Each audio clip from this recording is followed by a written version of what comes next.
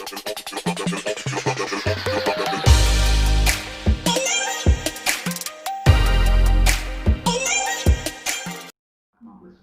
Frank, how are you? Hi Ian, very good. Good, but is everyone okay for the weekend? And how are things with Chilwell, with Christian Pulisic, and Ziyech and Eduoard Mendy? Yeah, Mendy and Chilwell are in the squad for tomorrow, so they're fit. So we'll see whether they start or not.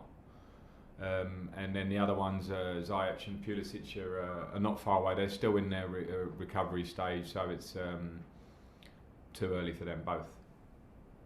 You've only had a few days to work with Eduoard, but what have you made of it so far? What does it mean to at least have him available?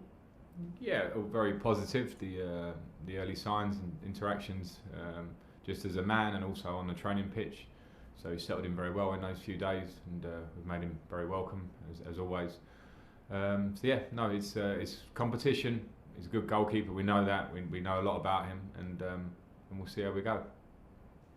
But how do you go about addressing the issues that cost you at West Brom? They were individual mistakes. What can you do about that? But yeah, very clear individual mistakes. You can't hide from them. The players, the individuals can't, and you know that's where you just need to have humility and hold your hands up. And I think players should. Thiago Silva definitely did, because that's the kind of character he is. And the reason he's been one of the best in the world for the last 10 or 15 years is because he doesn't do it much. So we have to take the game on the chin in terms of the fact that there were 3 individual errors gave us a real mountain to climb. The positive was that we climbed it to a degree and got a point, although we would always want more when we have such a domination of a game against a team that defend, but the circumstances made it difficult and the reaction was actually good. Last one please, Ian. Big talking point from the weekend, the new handball law, the way it's being interpreted. Steve Bruce got a penalty, said we've lost the plot. Roy Hodgson, who had a penalty given against Crystal Palace, said it was a nonsense and it's ruining the game. What's your view on it all, and is it something that collectively Premier League managers can do something about? I don't know the answer to that. I agree with both Steve Bruce and Roy Hodgson in their analysis of it. You know, they've been in the game longer than myself, but we're all in this game, and I think we all understand that when people jump in the box, your arms will naturally move into different positions. It's always been a difficult rule, maybe with a certain bit of a grey area, but in the idea of trying to find some clarity, we've actually gone the other way and made it something that just doesn't feel right at all. So I'd like to think something can be done to change it. John Southall, 5 line. Frank, how you doing? Hi John, good. How difficult is it to solve the issues at the back when you're playing twice a week, and then next week the players will disappear on international duty? I presume you're not getting a great deal of time on the training ground. No, and I keep saying it, and I'm not pleading or making excuses. It's just a fact that when you work, part of the reason I think we had a successful year last year was the work that we put in on the training ground from the early days of being in Dublin and then being in Japan and having weeks with the players. And we were very well drilled, and I think off the ball particularly, our work was great, and we made it very difficult for teams to play against us a lot. When you have new players in, you really want to work like that. We haven't had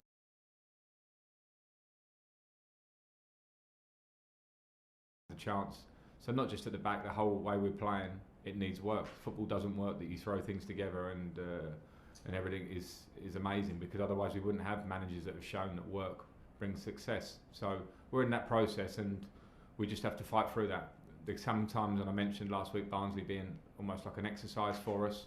Now every game is an opportunity for us to improve. What do you make of the international break? I think some of them are playing 3 games in under a week. I mean, as a manager, what do you make of it? Well, I hope that the international managers, and I try and have as good a relations as I can with the ones I speak to related to our players, will use the games as well as they possibly can with their squads that they have, because 3 games is a lot when you think that we're back to back at the moment, and when we come back from that we'll be back to back again. I respect international football and I understand it has to be there. I just hope that the players go away and play and come back safely. Last one, John, please. Yeah, I know we've spoken about Antonio Rudiger before, but he hasn't featured at all this season. So can we assume that he is one of those players who will be on his way out? I wouldn't assume anything, and I wouldn't assume with Antonio or any players in the squad. We're not there until next Monday when the window shuts. So other than that, I would have no assumptions. James, Talk Sport. Hi Frank, can you hear me? Hi James, I got you. Frank, what's the latest on Kepa? Do you think he might have potentially played his last game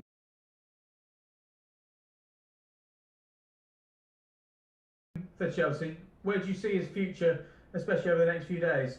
No, I certainly won't go to the point of played his last game for Chelsea. I think it's been a difficult time for Kepa. I think that's well documented. I know it and he knows it. But we should certainly not jump to that conclusion. And also I think, which I felt quite strongly about in the last week, is also understand that Kepa is a young man, and a lot of the spotlight on him, I think, has become slightly unfair. I have to protect him because I know he's a good lad and playing with absolute professionalism and intent to do the best he can, as all the squad have to. And that's as much as I want to say about it now. Did you see Saturday as a bit of a reality check? Because you've got a lot of new players coming to the side. It's going to take a little while for them to gel. It's not possible for every single player to be an overnight success, and for everyone to gel and you to get results and performances straight away. Yeah, it wasn't a reality check for me because I know that it may be for someone on the outside. That's not the worst thing. Listen, we should have won the game and would have won the game without individual errors, which are not all necessarily related to new players or new feeling. But in terms of our performance so far, it's clear we have some new players in. We also have a few new players in that haven't even taken part yet because of injuries. So we haven't had time to train as a group. I'm very confident that the more we can work, the more the players can play together and feel each other and work on the things that we worked on a lot last year, but we have to now double down on, then we will improve. But it wasn't a reality check. I understood that. And any Premier League game is going to give you big challenges. And West Brom gave us a challenge in the way the game went. Last one, James. Spurs got a bye into this round because Leyton Orient couldn't fulfil that fixture last week. Did you think that was fair? Do you think this game should have maybe been postponed so a club like Leyton Orient could have got a big day out with a big TV audience and the money that would come with that as well, which I imagine would have come in handy at this time of year? Yeah, I've absolute sympathy for Leyton Orient. You know, it's an area that I know very well. I'm really still sympathetic to them, but unfortunately in the time that we're at, even I looked at it from our point of view and I thought that the game might be changed, and there's no way to put that game for us if we were going to postpone that game, because as soon as we come back from international duty we go League, Champions League, League, Champions League. So it's very unfortunate for Leyton Orient, and I don't know the details, but I think it seemed like the best solution, and maybe they've missed out, and let's hope that they can have been or can be compensated in some way to make up for that. Jerry Cox. Hi Frank, this is the second of 4 games in a week for Spurs, and Jose's hinted the Carabao Cup's probably his least important or lowest priority. Does that make you favourites, and where does it rank in Chelsea's ambitions this season? Yeah, I mean, I know that, and I know, Jose, it's a busy time for Tottenham because of the Europa League. It's a busy time for us all. You know, they had a free midweek last week. We didn't, but I know they have a busy week this week. But when I analyse Tottenham and know the squad they have, and analyse what might be a team that maybe didn't play 90 minutes pretty much yesterday, they have a fantastic squad. So I feel that any squad Jose will put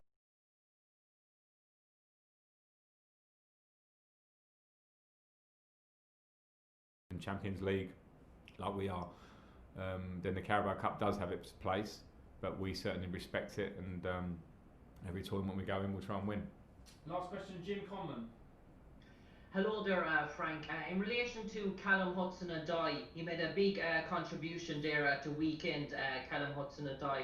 And do you think maybe going forward, Callum's going to have a big part to play in the season with the likes of Hakim Ziyech and Christian Pulisic coming back from injury? And also, what's the future entail for Victor Moses? He had a successful enough loan spell at Inter Milan. He's going to be back in. Is he going to play a part for you this year, Victor Moses? Yeah, at the moment Victor isn't in that position with us. We have a bubble of the training ground and the first team squad, which Victor hasn't been part of, but I know Victor, having played alongside him and know him well, and we'll see how that develops over the next week. With Callum, yeah, I certainly hope he has a big part to play this season. When you talk about Ziyech and Pulisic, we are not inundated with wingers. We lost Pedro and Willian in the summer, and we'll need competition. We'll need players just because of the stress of playing in the competitions we have to play in. And if Callum comes on and makes impacts like he did at West Brom, if he keeps improving and developing every day, he's a huge talent. So let's see. Okay, that's the end of the broadcast section. We're going to do a quick daily.